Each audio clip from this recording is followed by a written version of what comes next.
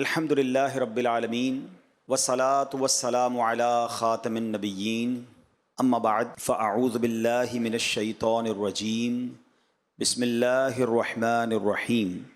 پڑھیے الصلاة والسلام علیک یا رسول اللہ وعلی آلک واصحابک یا حبیب اللہ. الصلاة والسلام علیک یا نبی اللہ وعلی آلک واصحابک یا نور اللہ. درود پاک پڑھنے کے بے شمار فضائل و برکات ہیں. کعبے کے بدر الدجا، طیبہ کے شمس الضحیٰ صلی اللہ تعالی علیہ وسلم کا فرمان عالی شان ہے، من صلی علی صلاۃ واحدۃ صلی اللہ علیہ عشرہ. میرے آقا فرماتے ہیں کہ جس نے مجھ پر ایک بار درود پاک پڑھا، اللہ کریم اس پر اپنی 10 رحمتیں نازل فرماتا ہے. ومن صلی علیہ عشرن صلی اللہ علیہ مئۃ، جو مجھ پر 10 بار درود پاک پڑھے، اللہ کریم اس پر 100 رحمتیں نازل فرماتا ہے. ومن صلی علیہ مئۃ صلی اللہ علیہ الفا، جو مجھ پر 100 بار درود پاک پڑھے، اللہ 1000 رحمتیں نازل فرماتا.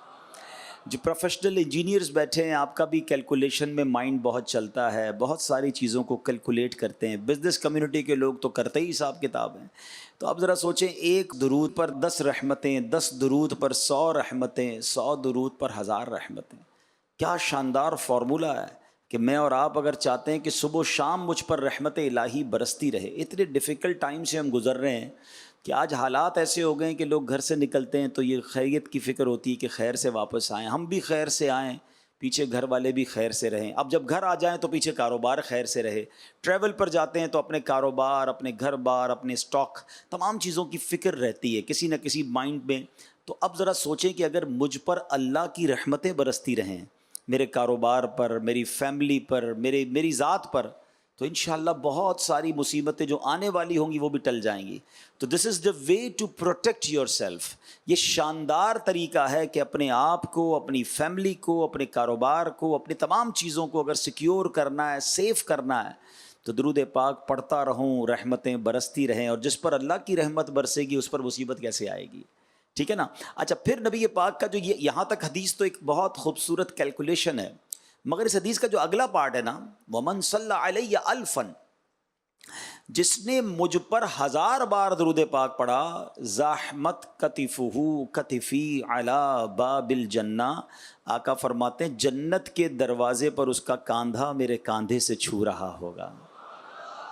آپ مہربانی کی انتہا دیکھیں کہ مجھے نبی پاک اپنے پیچھے ہی جنت میں لے جائیں. غلام تو پیچھے ہی ہوتے ہیں نا. ہمارا تو نعرہ یہی تھا، باغ جنت میں محمد مسکراتے جائیں گے، پھول رحمت کے جھڑیں گے ہم اٹھاتے جائیں گے، اور خلد میں ہوگا ہمارا داخلہ اس شان سے، یا رسول اللہ کا نعرہ لگاتے جائیں گے. تو ہمارا تو پہلے ہی ارمان یہ کہ بس سرکار کے پیچھے پیچھے چلے جائیں. مگر کرم بالائے کرم، مہربانی کیا ہے؟ آقا فرماتے جو 1000 بار درود پاک پڑھے گا جنت میں ایسے جائے گا کہ اس کا کاندھا میرے کاندھے سے چھو رہا ہوگا. کاندھا کس سے چھوتا ہے؟ امام صاحب اعلان کرتے ہیں نا، کاندھے سے کاندھا ملا لیجئے، صفحے درست کر لیجئے. ویری نیکسٹ ٹو می، جو بالکل میرے برابر میں ہوتا ہے، میرا کاندھا تو اس سے ٹچ ہو رہا ہے. اللہ اکبر. سرور کائنات کثرت سے درود پاک پڑھنے والے پر اتنی بڑی مہربانی فرمائیں گے. اب میرے کاروباری اسلامی بھائیوں، میرے انجینئر بھائیوں، پروفیشنل اسلامک بردرز، اب ہم سوچیں ہمارا کتنا ٹائم ہم فضول ضائع کرتے ہیں. اگر آپ کبھی اکیلے میں بیٹھ کر غور کریں نا، تو ہمارا روزانہ گھنٹوں جس میں ہم کچھ نہیں کر رہے ہوتے، نہ دنیا کا کوئی کام کر رہے ہوتے، نہ آخرت کا کوئی کام کر رہے ہوتے. چلے کاروبار کر رہے ہیں تو سمجھ بھی آ رہا ہے کہ بندہ جاب پہ بیٹھا ہے، کاروبار کر رہا ہے، آفس کا کام کر رہا ہے، واٹ ایور. کچھ بھی نہیں کر رہے ہوتے، فارغ ویلے. تھوڑی پنجابی کہتے ہیں نا، ویلے بیٹھے ہیں. کیا بیٹھے بھائی؟ موبائل لے کے بیٹھے ہیں. کئی گھنٹے ہمارا موبائل فون ہم سے لے جاتا ہے، اور نہ جانے کتنا ہمیں بیزی کر دیا. اتنا بیزی کر دیا ہے کہ اب گھر والوں کے لیے بھی ٹائم نہیں ہے، آس پاس کے لوگوں کے لیے بھی ٹائم نہیں. ہمارے ساتھ بیٹھا ہوا کہیں اور ہے، ہمارے ساتھ موبائل پر جو ہے وہ ہمارے ساتھ کنیکٹ ہے. ایسا نہیں ہونا چاہیے. ہمیں کچھ وقت موبائل کو، اب ایسا فیل ہوتا ہے مجھے کہ ہم اپنا کوئی ایسا ٹائم باندھیں کہ وہ ٹائم میرا بغیر موبائل کے ہوگا. اب میں کم از کم ان گھنٹوں میں موبائل کو ہاتھ نہیں لگاؤں گا، تو پھر انشاءاللہ ہم بہت ساری عبادتیں، مطالعہ، اپنی ذات میں بہتری لا سکیں گے. ورنہ تو اتنا انوالومنٹ، وہ کہتے ہیں نا ہمارے پاکستان میں ایک سے کئی بار زیادہ ہوا ہے، کبھی کوئی ایسی دن آتا ہے تو موبائل فون بند کر دیے جاتے ہیں. تو ایک بار موبائل فون بند ہو گیا پورا دن، تو کراچی میں پورا دن موبائل فون بند تھا. تو ایک صاحب کی میں نے سوشل میڈیا پر پوسٹ پڑھی کہ بڑے دنوں بعد آج اپنے گھر والوں سے ملاقات ہوئی ہے اور پتہ چلا اچھے لوگ ہیں. یعنی اپنے ہی گھر والوں سے ملاقات ہی نہیں ہوتی، کیونکہ اب گھر تو جاتا ہوں روز، مگر میں گھر جاتا ہوں میرے ہاتھ میں موبائل، بچوں کی امی کے ہاتھ میں، بچے ایوری بڈی از بیزی ان دی موبائل. ہم گھر میں رہ کر بھی باہر ہیں، گھر میں رہ کر باہر والوں سے رابطے میں، گھر والوں سے رابطے میں نہیں ہیں. آپ کو پتہ ہے ایک فینومینا، ایک باقاعدہ اس پر کام ہو رہا ہے دنیا میں. ایک ریسٹورنٹ کے بارے میں نے پڑھا امریکہ میں کہ انہوں نے اب اچھا ہم لوگ ہمارے یہاں ہمارے وطن میں ہمیں بس وہ والی کروانی ہے جس میں وائی فائی ہونا چاہیے، ٹرین وہ چاہیے جس میں وائی فائی ہونا چاہیے، ہم نے کھانا کھانے وہاں جانا ہے جس ریسٹورنٹ میں وائی فائی. ہم الٹا اپنے آپ کو اتنا انوالو کر بیٹھے، اب دنیا اتنا اس کو استعمال کر بیٹھی کہ اب الٹا چل رہے ہیں. اب ریسٹورنٹ والے کہتے ہیں ہمارے ریسٹورنٹ میں کھانا کھانا ہے تو موبائل نہیں چلے گا، اور اس کی بڑی پیاری وجہ انہوں نے بیان کی. وہ کہتے ہیں ہم چاہتے ہیں آپ آ کر ہمارا کھانا کھائیں اور اس کو ٹیسٹ کریں، نہ کہ آپ یہاں آ کر بھی موبائل میں لگے رہیں، پتہ ہی نہیں چلے گا ہم نے کیسا بنایا ہے. اب اس بات کو سمجھنا ہو نا، تو کبھی کبھی ہوتا ہے ایسا کہ بندہ لنچ کر رہا ہے، گھر والوں نے کھانا لگایا، فون کان پہ، کھانا کھا لیا، فون چل رہا ہے، کھانا کھانے کے بعد پتہ ہی نہیں ہوتا کہ کیا کھایا، کیسا تھا. گھر والوں نے پوچھا کھانا کیسا، پتہ نہیں، ٹھیک تھا، صحیح تھا، پتہ ہی نہیں، کیونکہ ذائقہ تو جب آئے گا نا جب آپ کھانے پر توجہ دیں گے. یعنی کسی بھی چیز پر توجہ نہیں ہے، توجہ ہے تو اب صرف موبائل ساری توجہ ہماری لے جا رہا ہے. تو ٹرائی ٹو انڈرسٹینڈ، ہمیں اسی دنیا میں رہ کر اپنی آخرت کی تیاری بھی کرنی ہے. We don't get any extra time. مجھے اور آپ کو کوئی الگ سے ٹائم نہیں ملے گا کہ بھائی 50-60 سال پہلے کاروبار، جاب، فیملی، دنیا کو ٹائم دے دو، مزے کر لو، اب یہ 5 سال آخرت کو ٹائم دے دو. نہیں، نو بڈی نوز، ہمیں پتہ ہی نہیں ہوگا، کسی کو نہیں پتا ہوتا. مرنے سے پہلے کسی کو ایک لمحہ پہلے پتہ نہیں ہوتا کہ اگلا لمحہ میں زندہ ہوں یا نہیں ہوں. جبھی تو وہ شعر سنا ہے نا، آگاہ اپنی موت سے کوئی بشر نہیں، سامان 100 برس کا ہے، پل کی خبر نہیں. ہمیں تو پل کا نہیں پتا ہے، تو پھر کیوں نہیں کرتے آخرت کی تیاری. اللہ ان اوقات سے بچا لے کہ جو اوقات ضائع کرنے والے ہیں. اللہ کرے کہ ایک ایک سانس کی ہمیں قدر نصیب ہو جائے.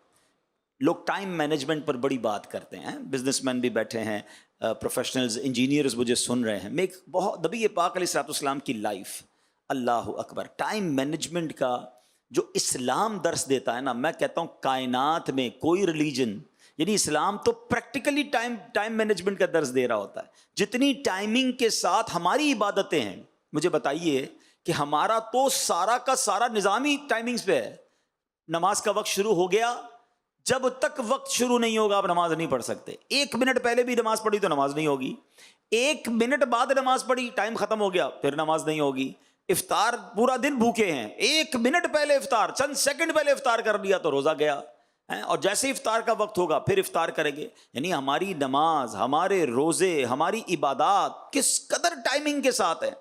بڑی باتیں کرتے لوگ، میں نے بھی دنیا دیکھی ہے کہ جناب دنیا میں جائیں بڑا ٹائم ٹیبل ہے، لوگ بڑے وقت کے پابند ہیں، ٹرینیں، جہاز، ایوری تھنگ ٹائم پہ آتی ہے. میں دنیا کے بہت سارے ملکوں میں ٹرینوں میں، جہازوں میں، پانی کے جہازوں میں، سب میں سفر کر کے دیکھ لیا. یقیناً ٹائم کا بڑا وہاں پر نظام ہے، مگر کبھی کبھی ایسا ضرور ہوتا ہے کہ جب موسم خراب ہو، طوفان ہو، فاگ ہو، سنو فال ہو، تھوڑا بہت وہاں بھی ٹائم میں فلائٹ کینسل ہو جاتی ہے، لیٹ ہو جاتی، سب ہو سکتا ہے. آؤ میں بتاتا ہوں اسلام میں ٹائم کی کیسی پابندی ہے. آندھی آئے، طوفان آئے، پوری دنیا میں جب اذان کا وقت ہوتا ہے مؤذن اس وقت ٹائم پہ اذان دیتا ہے.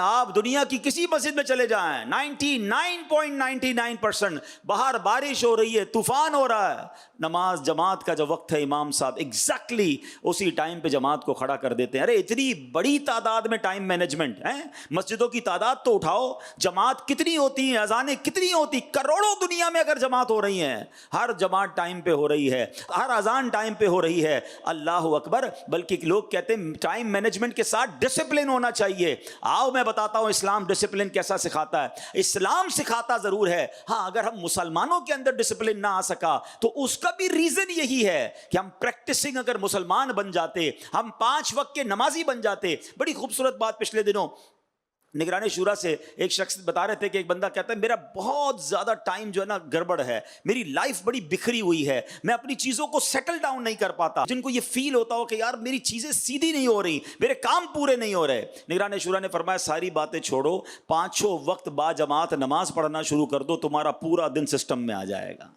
کیونکہ جب آپ سسٹم سے نماز پڑھنا شروع کر دیں گے نا، فجر کے وقت نماز کے لیے مسجد میں آئیں گے، ظہر کے وقت آئیں گے، ٹائم کے مطابق آئیں گے، آپ کی ہر کھانے میں، ہر کہتے ہیں باکس میں آپ کی چیز رہنا شروع ہو جائے گی اور پوری چیزیں جو ہے سیدھی ہونا شروع ہو جائیں گی۔ وہ اس کو اس طرح سمجھیے گا کہ ایک چھوٹا بچہ تھا، اپنے والد کے پاس آیا، والد صاحب کو کہا ابو مجھے کچھ کام دیجیے۔ بچہ ہوتا ہے نا بعض اوقات کام نہیں کرنے دیتا، مجھے ابو کچھ بات کرنی ہے، کچھ کام کرنا ہے یا آپ کے ساتھ کھیلنا ہے۔ ابو کچھ کام میں مصروف تھے، تو انہوں نے کیا کیا، دنیا کا ایک نقشہ لیا اور اس کے 5-6 ٹکڑے کیے نا پھاڑ کے، اور کہا بیٹا جاؤ اس کو جوڑ کے لے آؤ۔ اور کہا بیٹا آپ کم از کم گھنٹے 2 گھنٹے کے لیے گیا، میں اپنا کام نپٹا لوں گا۔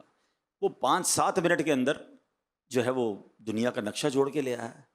کہا ابو اور کوئی کام بتائیں؟ بولا پہلے یہ بتاؤ کہ دنیا کا نقشہ اتنا جلدی، کیونکہ اس کے لیے تو پوری دنیا کا نقشہ معلوم ہونا چاہیے، یہ کیسے جوڑا؟ تو کہتا ابو میں نے دنیا کا نقشہ نہیں جوڑا، اسی پیپر کے پیچھے جو ہے نا ایک بندے کی تصویر بنی ہوئی تھی، آپ نے 5 ٹکڑے کر کے مجھے دیے، میں نے پیچھے دیکھا تو بندہ بنا ہوا تھا، میں نے بندے کے ناک آنکھیں کان جوڑے تو پیچھے بندہ بھی ٹھیک ہو گیا، پیچھے دنیا کا نقشہ بھی ٹھیک ہو گیا۔ تو اس سے سیکھنے کو کیا ملا کہ اگر ہم سارے ٹھیک ہو جائیں نا تو سارا نظام ٹھیک ہو جائے گا۔ مسئلہ یہ ہے کہ ہم بعض اوقات نظام پر بہت بات کرتے ہیں، ارے جناب مسلمانوں کے اندر ڈسپلن نہیں ہے، مسلمانوں کے ٹائم مینجمنٹ نہیں، ارے اسلام میں تو ہے نا، ہم فالو کریں اسلام کو، ہم اسلام کے اصولوں کو فالو کر لیں۔ ہم سے زیادہ ٹائم مینجمنٹ اور ڈسپلن کوئی نہیں سکھاتا۔ مجھے بتائیں نا، دنیا میں بہت سارے مذاہب ہیں، ہر مذہب ہر قوم کے الگ الگ ان کی عبادت، اور جناب بڑا ڈفرینشیٹ ہے لوگوں میں، مگر ہمارے یہاں کیا ہے، ایک ہی صف میں کھڑے ہو گئے محمود و ایاز، نہ کوئی بندہ رہا نہ کوئی بندہ نواز۔ کئی بار آپ کے آفیسز میں ہوا ہوگا کہ پیون ہوتا ہے، بظاہر وہ پیون ہے یا بظاہر وہ بہت لو کیٹیگری کی جاب کرنے والا ہے، مگر وہ شریعت کا پابند ہے، اور جب نماز کا ٹائم ہوتا ہے تو بہت صف میں کھڑا ہوتا ہے اور وہ اسلامی بھائی امام بن جاتا ہے۔ یہ آپ کو صرف حسن اسلام میں نظر آئے گا، یہ مساوات کا درس صرف آپ کو اسلام میں نظر آئے گا، کیونکہ اسلام ہمیں نماز کے ذریعے سکھاتا ہے کہ کوئی کسی سے پیسے والا کسی سے برتر نہیں ہے، کوئی ڈگری والا کسی سے برتر نہیں ہے۔ اللہ کی بارگاہ میں اگر کوئی مرتبے والا ہے تو وہ تقوی والا ہے۔ اگر میں نماز پڑھوں گا تو تکبر نہیں آئے گا، میں نماز پڑھوں گا تو میرے اندر تواضع، انکساری اور عاجزی آ جائے گی، کیونکہ میں ہر کسی کے ساتھ کاندھے سے کاندھا ملا کر کھڑا ہو جاؤں گا۔ میں کبھی یہ نہیں کہہ سکوں گا یہ میرے برابر گریڈ والا نہیں، یہ میرے جیسا مالدار نہیں، اس نے کپڑے میرے جیسے نہیں پہنے۔ نہیں جناب، جب نمازی بندہ بنتا ہے تو دل میں عاجزی آنا شروع ہو جاتی ہے۔ بہت ساری بیماریاں جو دل میں آ رہی ہیں نا، اس کی بڑی وجہ یہی ہے کہ ہم اسلام کے اصولوں پر عمل نہیں کر رہے۔ اچھا، ٹائم مینجمنٹ کی، ڈسپلن کی بات ہو رہی ہے، جناب بڑے بڑے دنیا میں ایونٹس ہوتے ہیں، مگر مجھے بتاؤ جب حج کا ایونٹ ہوتا ہے، اللہ اکبر، 30 لاکھ 35 لاکھ افراد، ٹھیک ہے، دنیا میں اتنا بڑا اجتماع کوئی نہیں ہوتا، سب ٹائم کے ساتھ موو کر رہے ہوتے ہیں۔ یہ مینا کا وقت ہے، everybody has to be in Mina, یہ عرفات کا وقت ہے، ہر کسی نے عرفات میں پہنچنا ہے، یہ رات مزدلفہ میں گزارنی ہے، ہر کسی نے، یعنی لاکھوں لوگ ٹائم کے ساتھ ڈسپلن کے ساتھ موو کر رہے ہوتے ہیں۔ یہ وقت ہے جمرات کی رمی کا، یہ وقت ہے طواف الزیارہ کا، یہ وقت ہے جناب سعی کا۔ اللہ اکبر، جتنی ٹائم، جتنی مینجمنٹ، جتنا ڈسپلن اسلام سکھاتا ہے۔ خالی دوسروں کی باتیں کر کے انسپائر ہو رہے ہوتے ہیں، خواہ خواہ دوسروں کی باتیں کر کے ہم ڈی مورلائز ہو رہے ہوتے ہیں۔ اللہ اکبر، میرے دین پر ہم عمل پیرا ہو جائیں اور دین کے اصولوں پر عمل کریں اور جانیں، ہمیں کوئی انسپائر نہیں کر سکتا۔ ہم خواہ خواہ دوسروں کی باتیں کر کے بعض اوقات ڈی مورلائز ہو رہے ہوتے ہیں، ارے جناب دوسروں کے اخلاق بڑے اچھے ہیں، فلاں قوم کے اندر بڑی انسانیت ہے۔ اللہ اکبر، میں نے اس نبی کا کلمہ پڑھا ہے جو جانوروں کے حقوق بھی بیان کرتے ہیں، جو پودوں کے حقوق بھی بیان کرتے ہیں۔ اللہ اکبر، میرے آقا کی شان تو یہ ہے، ایک بار وضو فرما رہے تھے، کوئی بلی قریب آئی، نبی پاک نے دیکھا اسے پیاس لگی ہے، اپنا برتن میرے آقا نے آگے کر دیا، اسلام تو یہ درس دیتا ہے. ہم کیوں دوسری قوموں کو سن کر انسپائر ہو رہے ہوتے ہیں؟ ہم نے چونکہ اپنے دین کو نہیں پڑھا, ہم نے نبی پاک کی سیرت کو نہیں پڑھا, سرکار دو عالم علیہ الصلوۃ والسلام کی تعلیمات کو نہیں پڑھا. اگر ہم سنت رسول پر عمل کرنے والے, اسلام کے اصولوں پر عمل کرنے والے بن جائیں تو زندگی بڑی آسان ہو جاتی ہے. سرکار دو عالم علیہ الصلوۃ والسلام کی ایک حدیث میں پیش کرنا چاہتا ہوں. وہ کہتے ہیں نا, کوزے میں دریا کو بند کر دینا. ہاں, نبی پاک کی باتیں, اللہ اللہ حضور کی باتیں. شاعر کہتے ہیں نا, اللہ اللہ حضور کی باتیں, مرحبا رنگ و نور کی باتیں, اللہ اللہ حضور کی باتیں, مرحبا رنگ و نور کی باتیں, چاند جن کے ضیاءیں لیتا ہے اور تارے سلام حضور کی باتیں. اللہ اکبر. اچھا, ایک اور خوبصورت بات, سرکار دو عالم علیہ الصلوۃ والسلام کے جملے حدیثیں سارے ہی باکمال ہیں, مگر جس دور میں سرور کائنات تشریف لائے نا, یہ بڑی سمجھنے والی بات ہے. ہر نبی کو اس دور کے مطابق کمالات اور معجزات عطا کیے گئے.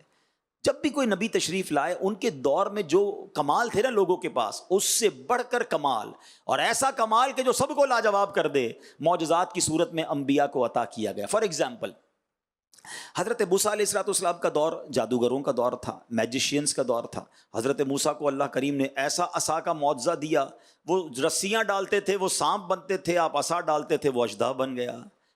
حضرت عیسیٰ علیہ الصلوۃ والسلام کا دور تھا تو وہ جناب ڈاکٹروں کا دور تھا, میڈیکیشنز کا دور تھا, لوگ علاج دریافت کر چکے تھے, مگر ان کے پاس مرنے والے کو زندہ کرنے کا علاج نہیں تھا, کوڑی کے مرض کا علاج نہیں تھا, مادرزاد اندھے کو وہ آنکھ والا نہیں کر سکتے تھے.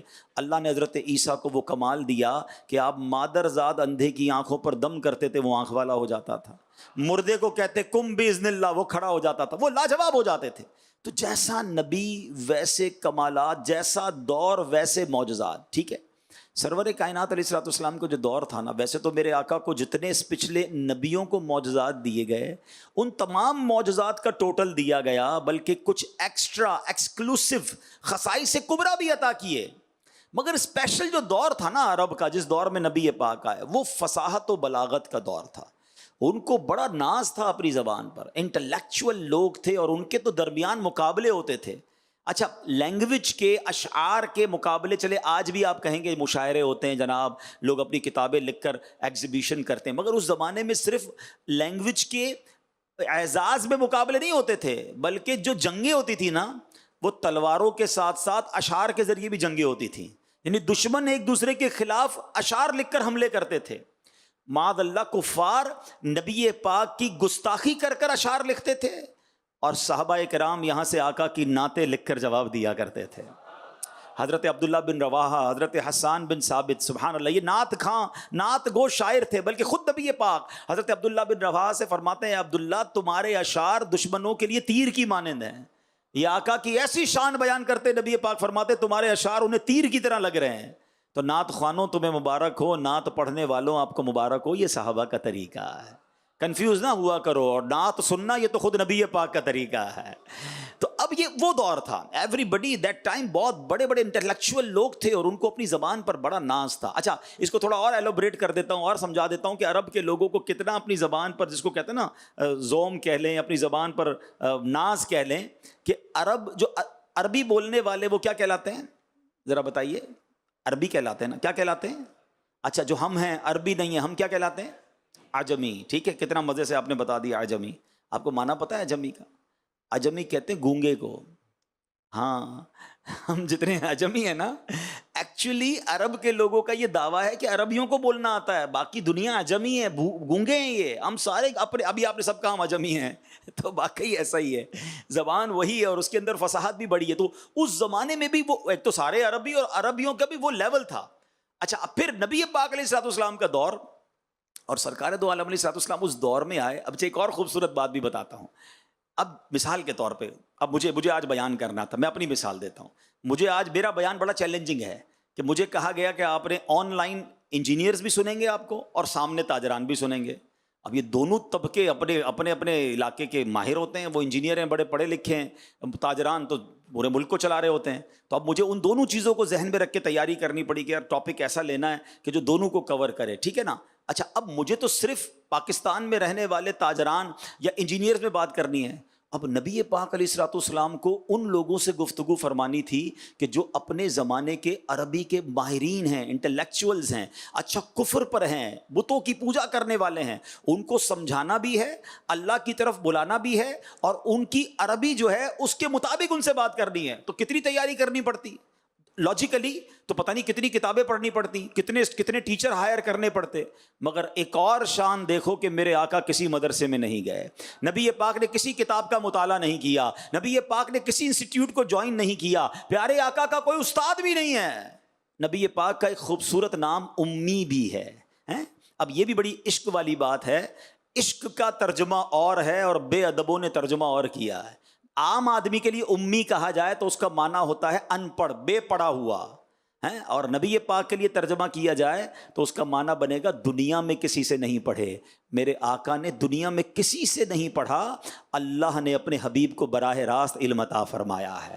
الرحمن علم القرآن، رب نے براہ راست اپنے حبیب کو ایسا علم عطا فرمایا کہ جب نبی پاک ان لوگوں کے سامنے گئے نا، پہلے تو وہ جانتے تھے کیونکہ پیارے آقا مکے میں ہی بڑے ہوئے تھے، نبی پاک کی ساری زندگی ان کے سامنے گزری تھی، وہ جانتے تھے انہوں نے کوئی کتابیں نہیں پڑھی، کوئی بہت بڑا علم حاصل نہیں کیا، کسی استاد کے پاس نہیں گئے، یہ ہم سے کیسے بات کریں گے. اللہ اکبر. جب نبی پاک نے گفتگو شروع کی تو حال کیا ہوا پوچھو بریلی کے تاجدار سے. وہ کہتے ہیں آقا میں نثار تیرے کلام پر، ملی یوں تو کس کو زبان نہیں. حضور بڑے بڑے زبان والے آئے مگر نبی پاک نے جب گفتگو شروع کی، میں نثار تیرے کلام پر، ملی یوں تو کس کو زبان نہیں. وہ سخن ہے جس میں سخن نہ ہو، وہ بیان ہے جس کا بیان نہیں. آقا تیرے آگے یوں ہیں دبے لچے. فصحا عرب کے بڑے بڑے انٹلیکچوئل سامنے بیٹھتے تھے. they were shocked. ان کی زبان، ان کے منہ میں زبان ہی نہیں بچتی تھی کہ یہ الفاظ کہاں سے آ رہے ہیں، یہ فساد کہاں سے آ رہی ہے، یہ گفتگو کیسی ہے.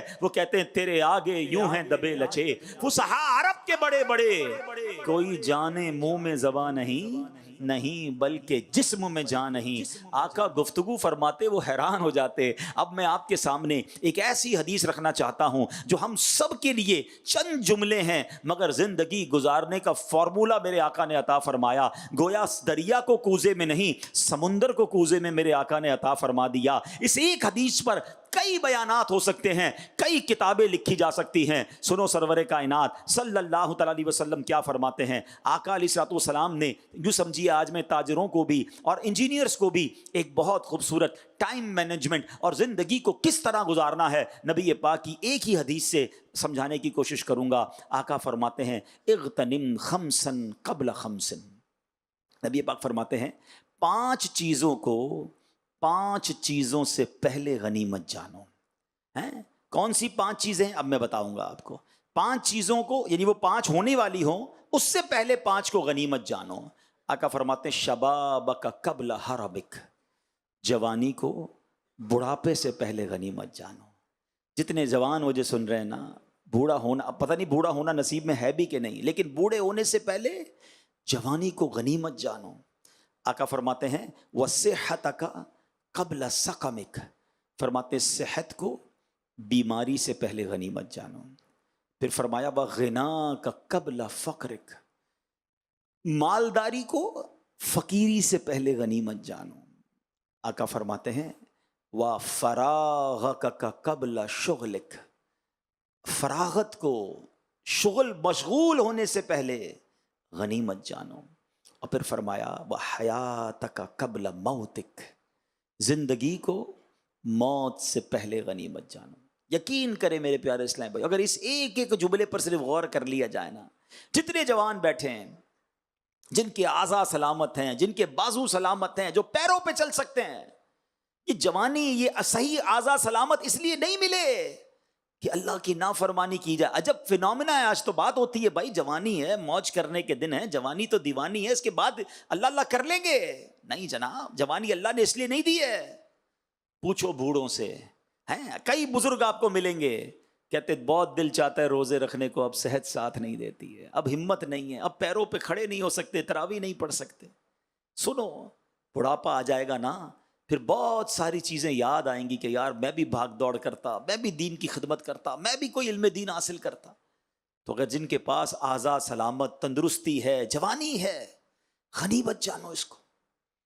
ہاں، جوان کی توبہ یہ ولیوں کا شیوا ہے، نصیب والوں کو جوانی میں توبہ ملتی ہے. ایک حدیث پاک اور ہے، پیارے آقا علیہ الصلوۃ والسلام نے اس میں ڈیفائن کیا ہے کہ وہ خوش نصیب جن کو اللہ کے عرش کا سایہ قیامت کے دن ملے گا نا، وہ ایک طویل حدیث ہے، 7 قسم کے لوگ، اس میں ایک یہ بھی قسم بیان کی کہ وہ نوجوان جن کی جوانی عبادت میں گزری. اب غور کرے ہماری جوانی کیسے گزر رہی ہے. جو جوانی میں گناہ کر رہے ہیں، اللہ کو ناراض کر رہے ہیں، نہ کرو ایسا. اللہ اکبر. جو جوانی عبادت میں گزارتا ہے نا، آؤ میں ایک حدیث سناتا ہوں. اللہ اکبر. وہ نوجوان مبارک ہو جن کی جوانی اللہ کی فرما برداری میں گزر رہی ہے. سرکار دو عالم علیہ الصلوۃ والسلام فرماتے ہیں اللہ عز و جل کی حرام کردہ چیزوں سے بچنے اور اس کے احکامات پر عمل کرنے والے نوجوان سے اللہ عز و جل فرماتا ہے تیرے لیے 70 صدیقوں کے برابر ثواب ہے. آئے ہائے، اللہ ہمیں ایسا بنا دے کہ جوانی گناہوں میں نہیں، اللہ کی فرما برداری میں گزرے. ایک اور خوبصورت بات سنو، کمال کی حدیث ہے. وہ نوجوان جن کو اللہ نے خوبصورت بنایا ہو، وہ نوجوان جو اب مالدار بھی ہوں، اللہ کریم فرماتا ہے، اللہ عز و جل اپنی مخلوق سے، حدیث پاک میں ہے، اللہ فرماتا ہے، نبی پاک علیہ الصلوۃ والسلام نے فرمایا، حضرت عبداللہ ابن مسعود اس حدیث کے راوی ہیں کہ اللہ عز و جل اپنی مخلوق میں اس خوبرو نوجوان کو سب سے زیادہ پسند فرماتا ہے کہ جس نے اپنی جوانی اور حسن و جمال اللہ کی عبادت میں صرف کیا. اللہ فرماتا ہے فرشتوں کے سامنے، اور ارشاد فرماتا ہے یہ میرا حقیقی بندہ ہے. اللہ فرشتوں کے سامنے اس نوجوان پر فخر فرماتا ہے. اگر اللہ نے حسن و جمال دیا ہے، اللہ نے جوانی دی ہے، یہ 2 چیزیں جس کے پاس ہونا، اب گناہ بڑھ بڑھ کر آتے ہیں، اب شیطان بڑھ بڑھ کر آتا ہے کہ مجھ سے اس سے گناہ کروا لوں. اے میرے پیارے اسلامی بھائیوں، یہ امتحان ہے کہ اب اپنے آپ کو بچانا ہے گناہوں سے، اب اپنے آپ کو حرام کاموں سے بچانا ہے. اللہ اکبر. ایک بزرگ کے بارے میں آتا ہے 100 سال کے ہو گئے، آنکھیں آئی سائڈ اوکے، سننے کی طاقت بالکل زبردست، بولنے کی طاقت بالکل ٹھیک، دانت بھی سلامت، باڈی اسٹرانگ. لوگوں نے کہا حضرت اس عمر میں تو کان، آنکھ، ناک، زبان سب میں لڑکھڑاہٹ آ جاتی ہے، کمزوری آ جاتی ہے. You are perfect like a young man. یہ کیسے؟ کیا کمال کا جواب دیا ان بزرگ نے. وہ فرماتے ہیں میں نے جوانی میں اپنے باڈی پارٹ کو، اپنے اعضاء کو اللہ کی نافرمانی میں نہیں لگایا، اللہ نے بڑھاپے میں میرے اعضاء سلامت رکھ دیے. ہاں، بڑھاپا اچھا چاہتے ہو نا تو جوانی نیک گزارنا. اگر جوانی میں حرام کام کرنے ہیں نا تو بڑھاپے میں بعض اوقات انسان برباد ہو جاتا ہے. تو نہ کریں میرے پیارے اسلامی بھائیوں. میرے وہ نوجوان جو مجھے سن رہے ہیں، ابھی سن رہے ہیں، بعد میں سنیں، یہ یاد رکھنا کہ بڑھاپے سے پہلے جوانی کو غنیمت جانو. یہ جتنی نیکیاں کرنی ہے کر لیں جو بڑھاپے میں نہیں ہو سکیں گی. مفتی اعظم ہند مصطفیٰ رضا خان صاحب نوری لکھتے ہیں نا، عبادت کے یہی دن ہیں، بڑھاپے میں کہاں ہمت، جو کچھ کرنا ہے اب کر لو، ابھی نوری جوان تم ہو. اللہ کرے کہ یہ بات ہمیں سمجھ آ جائے. آگے چلتے ہیں. نبی پاک نے جو حدیث پاک کا دوسرا حصہ فرمایا، آقا علیہ الصلوۃ والسلام نے کیا فرمایا؟ کتنی خوبصورت بات کہ فرمایا وصحتک قبل سقمک، اپنی صحت کو اپنی بیماری سے پہلے غنیمت جانو. یہ جو میں چل پھر رہا ہوں، اٹھ بیٹھ رہا ہوں، اپنے ہاتھوں سے کھا رہے ہیں، اپنی مرضی سے واش روم جا رہے ہیں، یہ اس نعمت کا اندازہ ہے؟ اصل میں یہ بھی بڑا پرابلم ہے، ہمیں بہت ساروں کو صحت کی نعمت کا اندازہ ہی نہیں ہے. اگر اس کا اندازہ کرنا ہو نا، اچھا اس کا اندازہ پتہ کس کو ہو جاتا ہے؟ جس کے گھر میں کوئی بڑی بیماری میں آ جائے. اللہ کرے ہمارے سارے گھر والے محفوظ رہیں، مگر جس نے قریب سے ڈائلسس کے مریض کو دیکھا ہو، جس نے قریب سے کینسر کے مریض کو دیکھا ہو، جس نے قریب سے کسی نابینا کو دیکھا ہو، کسی نے قریب سے کسی بہرے گونگے کو دیکھا ہو، کسی قریب سے کسی لنگڑے کو دیکھا ہو، اس کو اندازہ ہو جاتا ہے کہ یار پیر کتنی بڑی نعمت ہے، آنکھیں کتنی بڑی نعمت ہے. ہمیں اندازہ ہی، کچھ کو تو اندازہ ہی کوئی نہیں ہے نا کہ ہمیں اللہ نے نواز کتنا بڑھا دیا ہے. یہ اعضاء کا سلامت ہونا، اچھا کبھی ریئلائز کرنا ہو نا، یہ کاروباری لوگ بیٹھے ہیں، انجینئر مجھے سن رہے ہیں، کبھی کبھی شیطان حملہ کرتا ہے ہم پر، مایوسی سی آ جاتی ہے، یار کاروبار ڈاؤن جا رہا ہے، پیسے تھوڑے ہیں، اور جناب بہت لوگوں کے پاس بہت کچھ ہے، میرے پاس کچھ نہیں ہے، شکوے شکایات کمپلینز، عجیب سی باتیں، بعض اوقات فیملی ممبرز کی طرف سے ایسی باتیں آ جاتی ہیں کہ بندہ ڈاؤن فال فیل کرتا ہے۔ کبھی ایسی کیفیت ہو نا تو اسکوٹر یا گاڑی نکالو اور کسی بھی اسپتال کے ایمرجنسی وارڈ میں چلے جائیں 2 گھنٹے کے لیے، آپ کو لگ پتا جائے گا کہ میں کتنا خوش نصیب ہوں، ہیں کیسے کیسے پیر کٹے ہوئے، ہاتھ کٹے ہوئے، نابینا ہیں، اتنی ایسی بیماریاں، یعنی پہلے تو ہم سنتے تھے کہ بڑی عمر کے لوگوں کو جا کے کینسر ہوتا ہے، اب تو نوجوانوں کو، بچوں کو بلڈ کینسر ہیں، 4 5 سال کے بچوں کو شوگر، انسولین لگ رہی ہے، 3 4 سال کے بچوں کا ڈائلسس ہو رہا ہے، اور میرے دونوں گردے سلامت۔ آپ بلیو نہیں کر سکتے، گردے فیل ہونا، اللہ معاف کرے، اللہ ہمارے دشمن کو بھی کبھی یہ بیماری عطا نہ فرمائے، پتہ ہی نہیں اللہ نے یہ گردے سلامت دیے کتنی بڑی نعمت ہے۔ ہمارے ایک بہت قریبی رشتہ دار کے دونوں گردے فیل ہو گئے تھے، میں ان کے ساتھ ملتا تھا نا، وہ پتہ کیا کہتے تھے، آپ صرف پانی پیتے ہو نا مجھے حسرت ہوتی ہے، کہتے میں پورے دن میں 1 گلاس پانی پی سکتا ہوں، ڈاکٹر نے کہا اس سے زیادہ پانی مت پینا، میں چسکی لے کے پانی پی کے پھر رکھ دیتا ہوں۔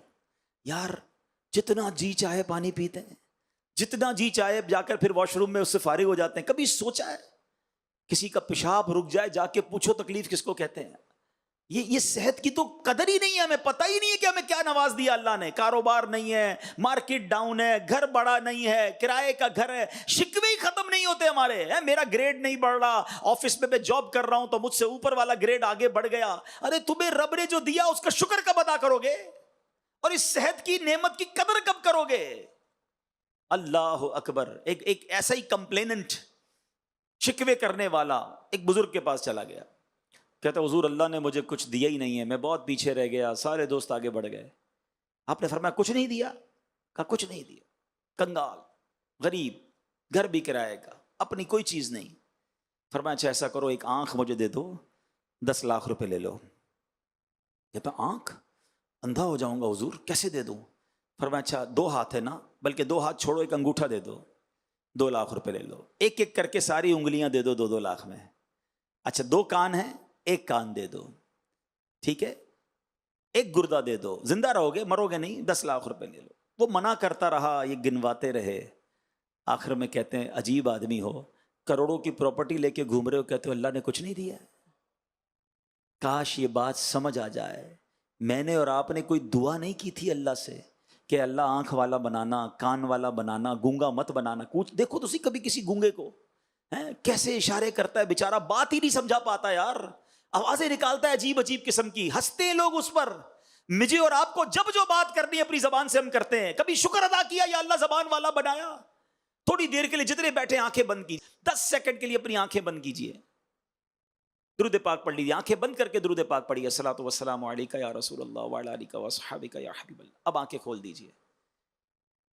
آنکھیں بند تھی تو کیا نظر آ رہا تھا؟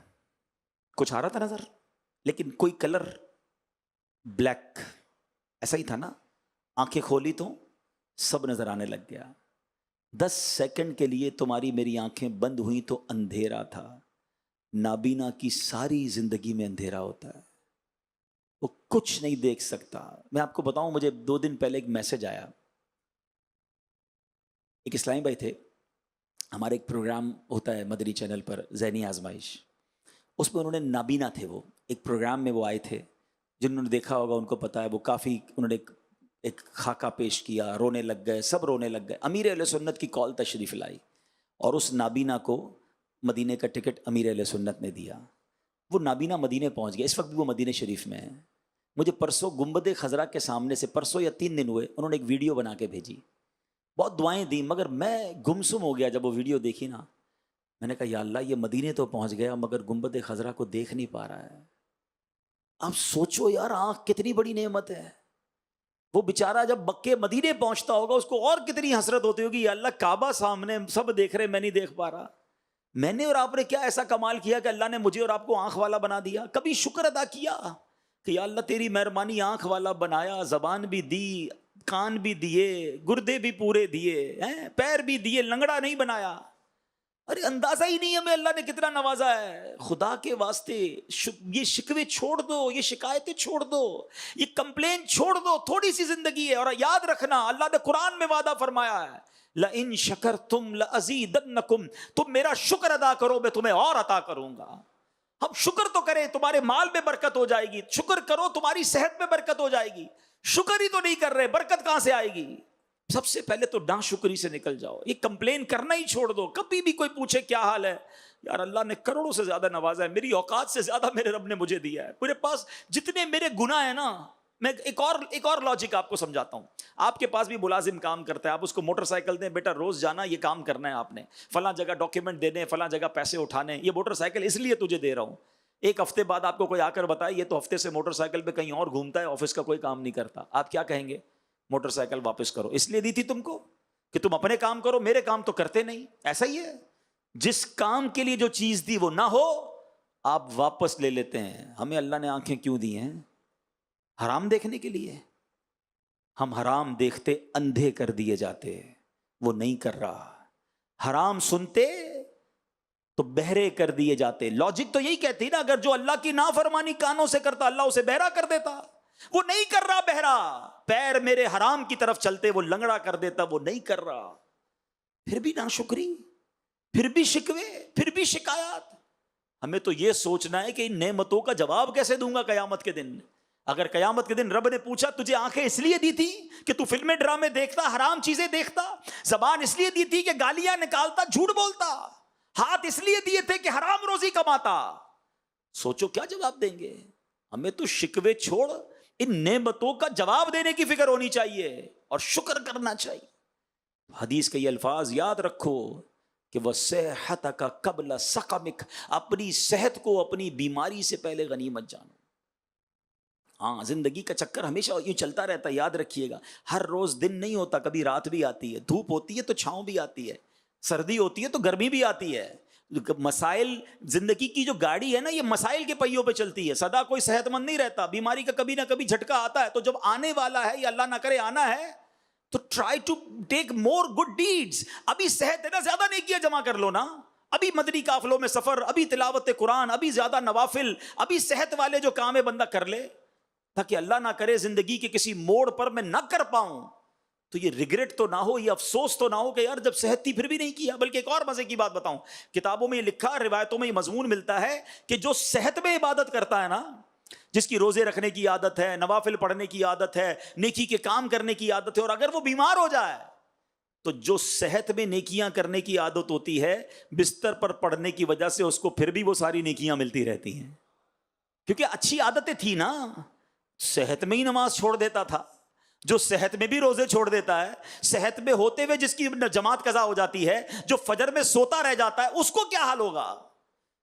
صحت مند ہو کر تمہاری نمازیں قضا ہو جائیں, کیا منہ دکھائیں گے اللہ کو کہ ہاتھ پیر تیرے سلامت تھے, پھر بھی نمازیں نہیں پڑھی. ہم کہتے ہیں میں پنجتن کا غلام ہوں, وہ کربلا کے میدان میں تلواروں کے سائے میں نماز نہ چھوڑیں, اور میں اپنے نرم بستر پر اٹھ کر فجر پڑھنے سے کتراتا ہوں. سوچو کیا جواب دیں گے امام حسین کو. غوث پاک کی محبت سب کے دل میں ہے. کئی قادری بیٹھے ہوں گے, میرے غوث پاک عشاء کے وضو سے فجر پڑھیں, اور قادری کہلانے والا نہ عشاء پڑھے نہ فجر پڑھے. غوث پاک ایک ایک رات میں 1000 نفل پڑھیں, اور ادھر کئی قادری کہلانے والے جناب نوافل بھی نہیں, سنتیں بھی نہیں, واجبات بھی نہیں, کئیوں کے فرائض بھی قضا ہو جاتے ہیں. کاش بات سمجھ میں آ جائے. صحت کو بیماری سے پہلے غنیمت جانو.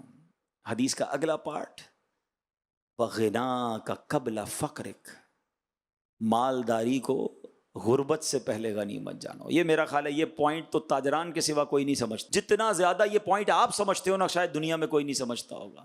آپ نے اپنی مارکیٹ میں کئی واقعات دیکھے ہوں گے. زکوٰۃ دینے والا چند دنوں میں ایسا ہوتا ہے کہ زکوٰۃ لینے والا بن جاتا ہے. نہیں دیکھا آپ نے؟ کسی کی دکان پہ آگ لگ گئی, کسی کی گوڈاؤن میں آگ لگ گئی, کسی کے کوئی پیسے کھا گیا, کسی کا مال ڈوب گیا. ایسا قدرت کا چکر چلتا ہے, ایسا عروج کا زوال آتا ہے کہ بندہ حیران ہو جاتا ہے. اور ہم نے دیکھا ہے ایسے مالداروں سے جب ملتے تھے, یار ایک وقت تھا میرے پاس اربوں روپے تھے, کروڑوں روپے تھے، میں کاش اس وقت اللہ کی راہ میں خرچ کرتا. میں تو یہی سوچتا رہا بعد میں کروں گا، تھوڑے اور بعد میں کروں گا، اور کما لوں پھر کروں گا. ارے اللہ کی راہ میں خرچ کرنے کی باری نہیں آئی اور میرے سارے پیسے ہی چلے گئے. کوئی لے کر چلا گیا، ڈاکو لے کر چلا گیا. ارے ڈاکو لے کر چلا گیا، تم خود ہی اللہ کی راہ میں جمع کرا دیتے نا. میں آپ کو حدیث سناتا ہوں، لوگ انشورنس کرواتے ہیں، ناجائز انشورنس کی طرف جاتے ہیں. آؤ میں آپ کو مدنی سیکیورٹی بتا رہا ہوں. اللہ کے حبیب علیہ الصلوۃ والسلام کا فرمان حدیث قدسی ہے. آئے ہائے کتنی خوبصورت حدیث ہے. اللہ فرماتا ہے اے ابن آدم اپنا مال میرے پاس جمع کروا دے، نہ جلے گا، نہ ڈوبے گا، نہ چوری ہوگا، نہ کم ہوگا. حدیث پاک کا مضمون ہے میں تجھے اس وقت لوٹاؤں گا جب تجھے ایک ایک نیکی کی ضرورت ہوگی. کدھر جمع ہو جائے گا؟ اللہ کی بارگاہ میں جمع ہو جائے گا. میں ادھر خرچ کرتا ہوں، وہ میرے ہی اکاؤنٹ میں آخرت کے جمع ہو جائے. اگر خدا نہ خواستہ کاروبار ختم بھی ہو گیا، خدا نہ خواستہ کوئی نقصان بھی ہو گیا، مگر جو اللہ کے پاس جمع کرائے ہوئے نا وہ سارے سیکیور ہیں. اچھا مزے کی بات یہ ہے ایسا نہیں جو میں اللہ کی راہ میں خرچ کرتا ہوں قیامت کے دن ہی ملیں گے. میرے نبی فرماتے صلی اللہ تعالی علیہ وسلم کہ میں اللہ کی قسم کھا کر کہتا ہوں اللہ کی راہ میں خرچ کرنے سے مال کم نہیں ہوتا. مطلب کیا ہوا؟ جب میں اللہ کی راہ میں خرچ کروں گا ملٹی پلائی ہو کر دنیا میں بھی ملے گا اور جنت کے اکاؤنٹ میں بھی جمع ہو رہا ہے. ارے اس سے اچھی سیکیورٹی کون سی ہے؟ مگر دل ہے کہ مانتا نہیں، دل ہے کہ پیسے نکلتے ہی نہیں. اللہ کی راہ میں خرچ کرنے کا ذرا بوجھ پڑ جاتا ہے دل پر. ارے کبھی کوئی ایسا بندہ آپ نے دیکھا، آپ کو ملے مارکیٹ میں کوئی شخص، یا میرے جو انجینئر سن رہے ہیں آپ کو کوئی ایسا انجینئر ملے کہ یار بہت افسوس ہوا آج بہت موڈ آف ہے. کیوں آف ہے بھائی؟ یار میرے جیب میں 20,000 تھے، آتے آتے میں اپنے اکاؤنٹ میں جمع کرا کے آ گیا. کوئی کہے گا یار کائے کا ٹینشن ہے، آپ کی جیب سے آپ کے اکاؤنٹ میں ہی جمع ہوئے ہیں نا، تو پھر کیوں برا فیل کر رہے ہو؟ پھر ٹینشن کائے کی ہے؟ آپ کی پیسے آپ ہی کے اکاؤنٹ میں گئے ہیں. کاش یہ بات سمجھ آ جائے کہ جتنے پیسے میں اللہ کی راہ میں خرچ کر رہا ہوں وہ کہیں نہیں جا رہے، وہ میرے ہی اکاؤنٹ میں جمع ہو رہے ہیں. اور اس اکاؤنٹ میں جمع ہو رہے ہیں کہ جہاں مجھے بہت ساری نیکیوں کی حاجت ہوگی. جتنے مجھے مالدار لوگ، تاجران، انجینئر سن رہے ہیں، اس بات کو ایک واقعے سے مزید سمجھیے. جو نبی پاک نے فرمایا نا کہ غربت سے پہلے مالداری کو غنیمت جانو. اٹ مینز اپنی مالداری میں اللہ کی راہ میں خرچ کر کے اپنا مال آگے پہنچا دو، کہیں کوئی اور نہ لے جائے. ایک بادشاہ کے بارے میں آتا ہے کہ اس بادشاہ نے پوری مملکت میں ایک کمپٹیشن کروایا، ہو از دا بگیسٹ فول ان اور کنٹری. پورے ملک کے اندر سب سے بڑا بے وقوف کون ہے؟ مقابلہ کروایا وزیروں نے. ایک بے وقوف کو سلیکٹ کیا اور بادشاہ کے سامنے پیش کیا کہ حضور یہ سب سے بڑا بے وقوف ہے. بادشاہ نے کہا چیک کر لیا؟ کہا ہم نے چیک کر لیا حضرت، بڑے ٹیسٹ لیے، اس سے بڑا بے وقوف کوئی نہیں. بادشاہ نے اپنی سونے کی مالا اتاری، اسے انعام میں دی، وہ خوشی خوشی گھر چلا گیا. کچھ دنوں کے بعد اس بے وقوف کو اطلاع ملی کہ بادشاہ سلامت بہت بیمار ہو گئے ہیں. اس نے کہا چلو میں بھی جا کے ملتا ہوں. بادشاہ کے پاس آیا، کہتا ہے بادشاہ سلامت طبیعت کیسی ہے؟ بادشاہ کہتا ہے بہت بیمار ہوں، اب تو دنیا چھوڑ کر جا رہا ہوں، اب اس دنیا سے اور جانا ہے، اور جہاں میں جا رہا ہوں. کہتا ہے اچھا بادشاہ سلامت کہیں اور جا رہے ہیں؟ کہا ہاں دوسری دنیا میں جا رہا ہوں. بادشاہ سلامت ایک بات تو بتائیے، اتنا بڑا گھر، اتنے کمرے، اتنا زبردست بیڈ روم، اتنا بڑا ڈرائنگ روم، جدھر جا رہے ہیں ادھر گھر بنا لیا؟ بادشاہ کہتا ہے ادھر تو جھونپڑی بھی نہیں بنائی. کہا اچھا بادشاہ سلامت میں دیکھتا ہوں آپ کے آگے پیچھے خادم، خادمائیں، نوکر چاکر، جدھر جا رہے ہیں ادھر خادم بھیج دیا آپ نے؟ کہا ادھر تو ایک بھی خادم نہیں بھیجا.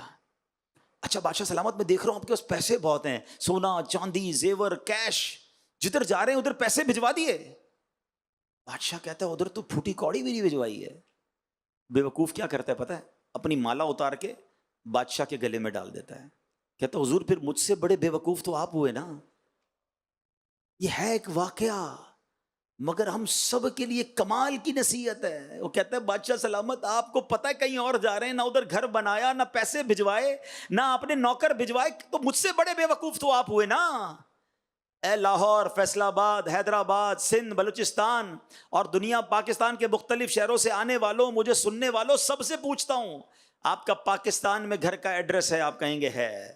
جنت میں گھر کا ایڈریس کہاں ہے کوئی جو کہے ہاں میرا جنت میں بھی گھر ہے؟ آپ کے پاس ادھر پیسے جیب میں بھی ہیں، بینک میں بھی ہیں، ادھر کے اکاؤنٹ میں کتنے ہیں؟ پوچھو اپنے آپ سے، بھجوائے نہیں بھجوائے؟ یہ سوال کیا کرو اپنے آپ سے. ادھر سے تو جانا ہے نا، یہ تو کنفرم ہے. کوئی ہے جس کو نہیں جانا ہے تو پھر یہی رہنے دو. اگر کسی کے پاس کنفرم ٹکٹ ہے کہ جناب میں تو دنیا کو چھوڑ کے جاؤں گا ہی نہیں، ادھر ہی رہنا ہے، اس لیے پراپرٹی بھی ادھر ہی ہے، پیسے بھی ادھر ہی ہیں، خادم بھی ادھر ہی ہیں، گھر بھی ادھر ہی ہے، میں کیوں بھجواؤں آگے؟ پھر تو ٹھیک ہے. اف اینی بڈی کوئی ہے ایسا تو بتا دو. اور اگر سب کو پتا ہے کہ جانا ہے تو جس نے نہیں بھجوائے وہ اپنے آپ سے پوچھے پھر بے وقوف کون ہے. آپ بولیں گے مولانا صاحب ٹھیک ہے بات تو سمجھ آ گئی, اب کیسے گھر بنے گا جنت میں؟ ہاں یہ سوال بہت اچھا ہے. حدیث پاک میں سناتا ہوں, میرے آقا فرماتے ہیں جو اللہ کے لیے مسجد بناتا ہے اللہ اس کے لیے جنت میں گھر بناتا ہے. میرے نبی کا وعدہ ہے. ہاں بناؤ نا ایک مسجد, اچھا پوری نہیں بنا سکتے پھر بھی نہ گھبرائیں, میرا دین صرف مالداروں کا دین نہیں ہے. ہائے ہائے, یہ اسلام کی خوبصورتی ہے. اللہ کے حبیب علیہ الصلوۃ والسلام کی ایک اور حدیث ہے, آپ فرماتے ہیں جو چڑیا کے گھونسلے جتنی مسجد بھی بنائے, حدیث پاک کا خلاصہ ہے, جو چڑیا کے گھونسلے جتنی بھی مسجد بنائے اللہ اس کے لیے بھی جنت میں محل بنائے گا. جب میں نے پہلی بار یہ حدیث پڑھی تھی میں نے ہمارے مفسر قرآن قبلہ مفتی قاسم صاحب کو فون کیا. میں نے کہا حضور یہ چڑیا کے گھونسلے جتنی مسجد کہاں سے ہوتی ہے؟ اتنی سی تو مسجد ہوتی نہیں, اس حدیث کا شرح کیا ہے؟ آپ نے فرمایا جو چڑیا کے گھونسلے جتنا بھی حصہ مسجد میں ملا دے, یعنی ایک اینٹ بھی مسجد میں لگا دے گا اللہ اسے بھی جنت میں گھر عطا فرمائے گا. ہے نا, غریبوں کا بھی کام ہو گیا نا. لیکن دل چاہیے. اچھا اب امیر بولے میں 2 اینٹیں لگوا دیتا ہوں, یہ نہیں ہونا چاہیے. چلو اللہ کریم ہے 2 اینٹوں پہ بھی جنت دے دے گا, لیکن یہ دل کی بات ہے نا کہ اپنا گھر شاندار مسجد میں تھوڑے سے دے دیا. ارے یہ اللہ پاک کی بارگاہ میں پیسے تھوڑی جاتے ہیں, دل جاتا ہے کہ اس کو اللہ سے محبت کتنی ہے, آخرت سے محبت کتنی ہے. اچھا آخرت سے محبت کرنے کا فارمولہ بھی نبی پاک نے عطا فرمایا. ایک شخص آئے نبی پاک کی بارگاہ میں, حدیث کا خلاصہ ہے, کہتے حضور میرا آخرت کی طرف دل مائل نہیں ہوتا, مرنے سے ڈر لگتا ہے, اگلے جہان میں جانے کا جی نہیں چاہتا. سنو مالداروں, سنو تاجران, اللہ کے حبیب علیہ الصلوۃ والسلام فرماتے ہیں تمہارے پاس مال ہے؟ کہ حضور ہاں مال ہے. فرمایا تیرا مال آخرت کے لیے اللہ کی راہ میں خرچ کر دے, آگے بھیج دے. بندے کا جدھر مال ہوتا ہے ادھر ہی اس کا دل لگتا ہے. بات سمجھ آئی؟ اگر جو لاہور میں رہنے والا ہے نا اس کی کراچی میں فیکٹری ہو نا, اس کا لاہور میں کم دل لگے گا, کراچی میں زیادہ لگے گا.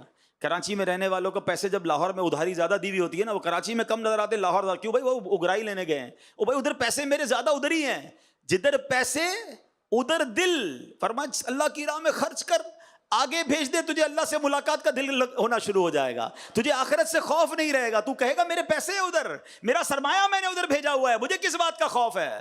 کیا خوبصورت بات نبی پاک نے فرمائی کہ بندے کا دل اس کے مال کے ساتھ ہے. تجھے اللہ سے ملنے کا شوق پیدا کرنا ہے, تجھے آخرت کی طرف شوق پیدا کرنا ہے, تو پھر تو اللہ کی راہ میں خرچ کر کے پیسے ادھر بھجوا دے, تیرا دل ادھر لگ جائے گا.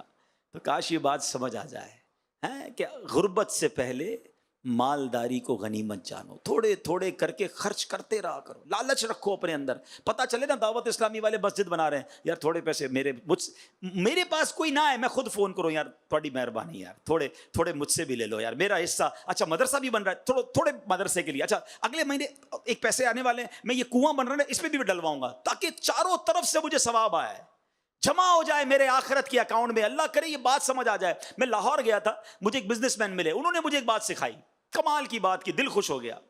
وہ کہتے ہیں میرے 5 بیٹے ہیں اور میں نے اپنے بچوں کے لیے دنیا میں بھی گھر بنا دیے ہیں, جنت میں بھی گھر بنا دیے ہیں. میں کیسے؟ کہتے 5 کوٹھیاں بنائی ہیں 5 بچوں کے لیے, اور 5 مسجدیں بنائی ہیں میں نے اپنے 5 بچوں کے لیے. میرے بچے ادھر بھی چین سے رہیں ادھر بھی چین سے رہیں. کیا پیسے والے بڑے دیکھے یار, اربوں پتی لوگ دیکھے, یہ ذہن ہے نا. تو اللہ کرے یہ مائنڈ سیٹ بن جائے کہ یار بس جانا تو ہے, کچھ کر جاؤں ایسا. تو ایسے بہت لوگ ہیں جو سوچتے ہیں. اللہ کرے یہ حدیث سمجھ آ جائے کہ فقیری سے پہلے مالداری کو غنیمت جانو. اچھا اگلی بات آقا فرماتے ہیں فراغک قبل شغلک. ہاں یہ بھی بڑا مسئلہ ہے. زندگی کے نا کچھ لمحات ہوتے ہیں جس میں بندہ بڑا فارغ ہوتا ہے. ہو سکتا ہے یہاں بھی مجھے کوئی سن رہا ہو, ٹائم ملتا ہے 2 3 4 گھنٹے روز ہیں اس کے پاس, کچھ نہیں کر رہے, فارغ.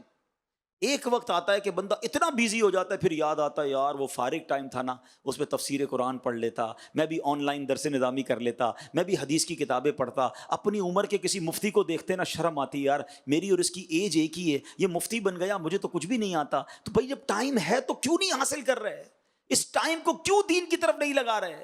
تو زندگی کا پہیہ چلتا رہتا ہے, کبھی فراغت ہے کبھی مشغولیت آ جائے گی. اگر ہے فراغت تو اس کو نعمت سمجھو. کئی لوگوں سے پوچھتے کیا کرتے ہیں, کچھ نہیں کرتے, ویلے. ارے بھائی کچھ کیوں نہیں کرتے, بہت کچھ ہے کرنے کے لیے. صرف جاب, صرف کاروبار, صرف دنیا نہیں. اپنی اسی زندگی میں کچھ گھنٹے تو نکالیں دعوت اسلامی کے لیے, کچھ گھنٹے تو. اچھا دعوت اسلامی کو کیا ہے, آپ جو کاروباری مجھے سن رہے ہیں, انجینئر سن رہے ہیں, آپ جو بھی ٹائم دعوت اسلامی کو دیتے ہیں ایکچولی آپ اپنی آخرت کو دے رہے ہیں.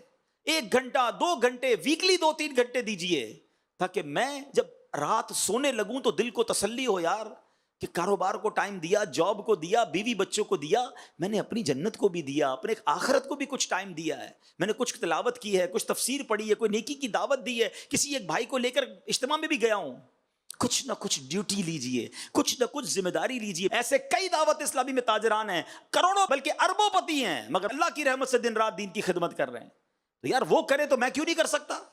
تو آئیے ہم بھی دین کی خدمت، اور کاروباری نے جب جب دین کی خدمت کی ہے، یہ میں آپ کو اور بات مزے کی بتا دوں، آپ اٹھائیے اسلام کی تاریخ، سبحان اللہ، سیدنا عثمان غنی بہت بڑے بزنس مین، حضرت ابو بکر صدیق بہت بڑے بزنس مین، خود نبی پاک نے تجارت فرمائی۔ اب آئیے حضرت عبد الرحمن بن عوف اس زمانے کے بلینر الحمدللہ بزنس مین تھے اور عشرہ مبشرہ میں سے ہیں۔ لوگ کہتے پیسے والا جنتی کیسے ہو؟ ارے پیسے والے بھی تھے اور جنتی صحابہ بھی تھے، مالدار بھی تھے، ایک ایک روپیہ حلال کا تھا اور اللہ کی راہ میں خرچ بھی کرتے تھے۔ اور آگے آؤ تو امام اعظم ابو حنیفہ، اللہ اکبر، فقہ کے امام ہیں، علم کتنا کہ آپ کے شاگرد بھی مجتہد ہیں، اور اربوں پتی اس زمانے کے، بہت بڑا کپڑے کا بزنس تھا۔ کس تاجر کی بات کروں؟ تو اسلام میں جب بھی بزنس کمیونٹی کے لوگ آگے آئے بڑا کمال کیا۔ تو اے میرے تاجروں، آپ بھی آگے آئیے، جو انجینئر مجھے سن رہے ہیں آپ بھی آگے آئیے، پڑھے لکھے لوگوں کی دعوت اسلامی کو ضرورت ہے، سب مل کے اللہ کے دین کی بات کرتے ہیں، سب مل کے سنتوں کی بات کرتے ہیں، آؤ سب مل کے لوگوں کو نمازی بناتے ہیں، تاکہ جب قیامت کے دن بارگاہ رسالت میں حاضری ہو تو ہم عرض کر سکیں کہ حضور